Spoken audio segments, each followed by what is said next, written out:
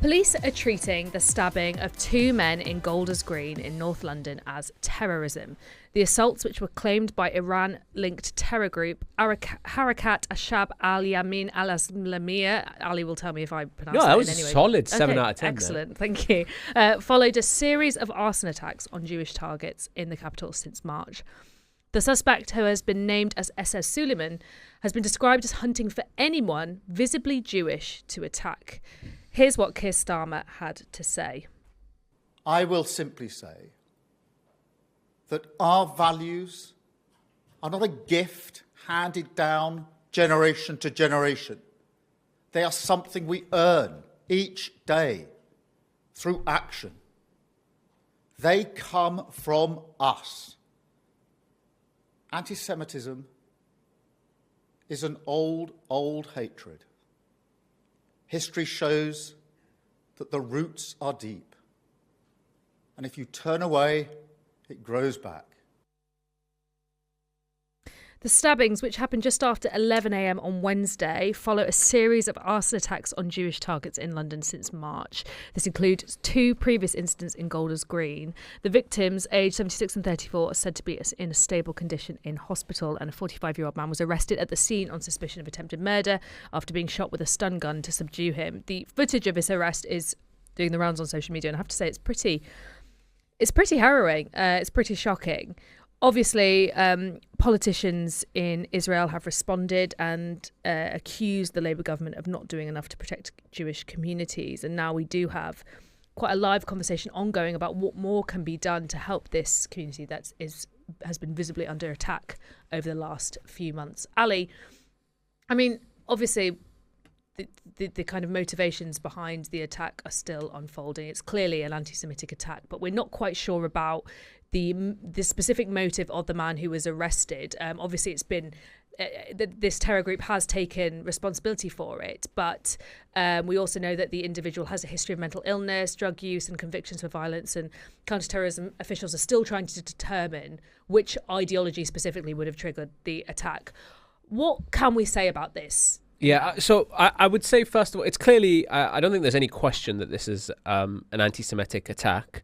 I would just be I would be wary at this point of believing this group, which I've never even heard of, Harakat Ashab al-Yamin al-Islamiyya.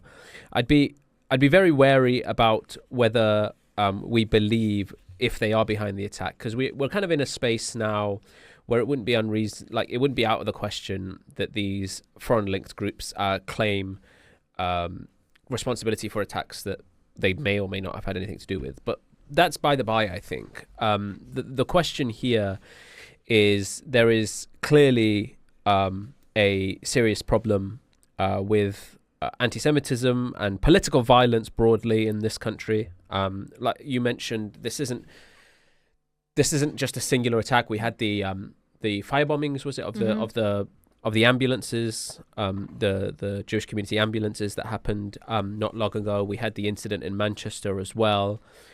We've also had a few incidences of mosques being firebombed and Muslims being killed as well. And so, there is a serious concern of political violence, I think, that's growing. And there has to be, I think, a specific strategy now from government on how we deal with it. I have said previously on this show, on other shows as well, that I don't think all of this is disconnected entirely. Obviously, the responsibility falls on those people who perform these attacks, and the full force of the law should be rained upon them. But I do think we shouldn't overlook the role of politicians and the media and the kind of conversations we're having, whether we're all enabling political violence and extremism as well. But it's a very, very tough situation. The video is very, very hard to watch. It's about 10 minutes from my house as well. I'm only about 10 minutes away from Golders Green, so it's really, really shocking. And I think one of the things people should appreciate, I know this when it happens to Muslim communities, and no doubt is true of Jewish communities. There'll be Jewish parents today worried about sending their kids to school tomorrow morning and who'll be anxious the whole time they're in school. There'll be Jewish worshippers who are worried about going to the synagogue on Saturday, for example, and what they might face. That anxiety is a constant for Jewish communities. That's the impact this has on every single Jewish person in this country, minorities and others who experience political violence, is that they live with this constant anxiety of attacks like this could happen at any point at a given time. And that's, I think, one of the things we're coming to deal with now. And the difference in political violence, I mean, it's not different. I guess it's always been the case, but it's one of the major problems is, there doesn't need to be a great deal of infrastructure or planning that the police can break up, right? There can just be an extremist who picks up a knife or gets behind the wheel of a car and starts ramming into people. What can the police really do about that? Well, this is the question. So opposition parties and Israeli officials have called on the government to do more, criticising them for not doing enough. They've now pledged 25 million in security for Jewish communities. Yeah. But I think you're absolutely right that this isn't just a case of the government, pumping more money into security. Like, clearly, anti-Semitism is something that grows on social media, for example. And I see it. I am actually shocked at how much anti-Semitism comes up on my TikTok. Yeah. And when you had Twitter, it was all over your replies, right? And it feels like it's targeted very much at young people, actually. And I think there is a kind of... There is something very insidious about anti-Semitism. It works on these tropes that at first glance might not obviously outwardly be directed at Jewish people. Quite a lot of those kind of tropes about the New World Order or, this shadowy group of individuals who are controlling the agenda. You don't have to go very far into that before you quickly fall down an anti-Semitic rabbit hole. Yeah. And I think there is perhaps a lack of awareness about actually what anti-Semitism looks like in this day and age for a particular generation who obviously are detached from the Holocaust, the war, what it was like. Yeah, you got a good point. I wonder if there is one of the problems we have when we react to horrific instances like this is there's a knee-jerk reaction to police funding and how do we put those physical protections in place? And that's important. I do think, in at least in the short and medium term, there does need to be an increase in funding, particularly with schools, with synagogues, with community centres. Because not only is that reassuring in terms of protection of Jewish communities, but it's also, I think, probably, I would imagine, reassuring to see the police there. But there's a greater deal of work need to be done on social media where a lot of these things fester, regulation, who can see it, what kind of conversations are allowed, but also the way the media covers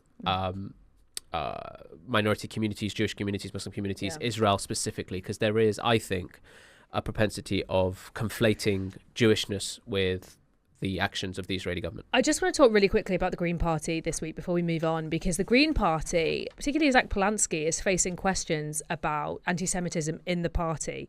So one of its local candidates in Newcastle, it emerged, her name is Tina Eon, it emerged that she runs a social media account under the alias The Real Anne Frank. On the account, she's referred to Jewish Nazis as, quotes, money-grubbing thieves who have, quotes, built mountains of money over centuries.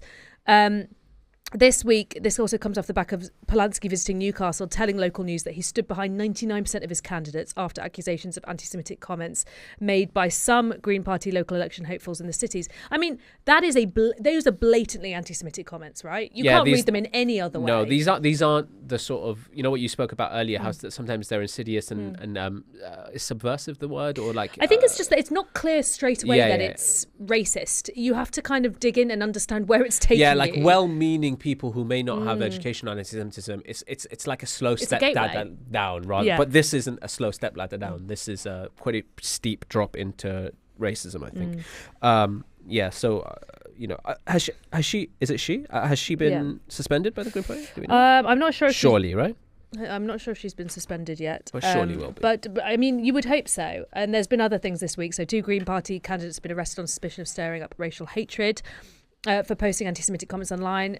One candidate, Psycher Ali in Streatham and Sabine Mary in Clapham Town, were both detained by Metropolitan Police officers on Thursday morning. I mean, do you not think Polanski's comments that he stood behind 99% of his candidates is going to come back to bite him when you have these things coming out all in the space of a week? Yeah, 3 different candidates exposed to anti-Semitism. I don't know what the numbers are. To be honest, I hadn't seen... The news literally just broke as we came on air about the arrest of the Green Party candidates, but I don't know what kind of numbers of complaints are coming in, because this was a live debate in the Labour Party as well. The one thing I'll say is Zack himself is obviously the only Jewish political party leader in the UK. And he himself is on the receiving end of a huge amount of anti-Semitism as well. And so I would hope and believe that this is something that is personally close to him, that he takes seriously, you would hope. I have seen Nigel Farage also make his way down today. I saw a particular video of him making his and way he down. certainly has anti-Semitism allegations against him, historic ones. Well, he was from asked. school. I think he was asked about that. I don't know if he was in Golders Green, but he was somewhere outside with community members, and he was asked about his previous comments, and he rubbished it as, you know, I was a kid when I said, like. Funnily enough, he didn't deny them. I think this is the key thing about anti-Semitism. It exists on the left and the right. Yeah. Right. Which. Well, that's really key, right? Yeah. And particularly with the conflation of Israel and Jewish identity, you definitely get it on the left. You also definitely get it on the right, and you definitely get it in the mainstream media. And you kind of mentioned it in your lead-in, right? We've had a horrific anti-Semitic attack, and the immediate response is, what's Israel saying? And you know, absolutely. Look, we'll come back to this because there's plenty to unpick there, but we just got a couple more stories I want to get to before we go to the break.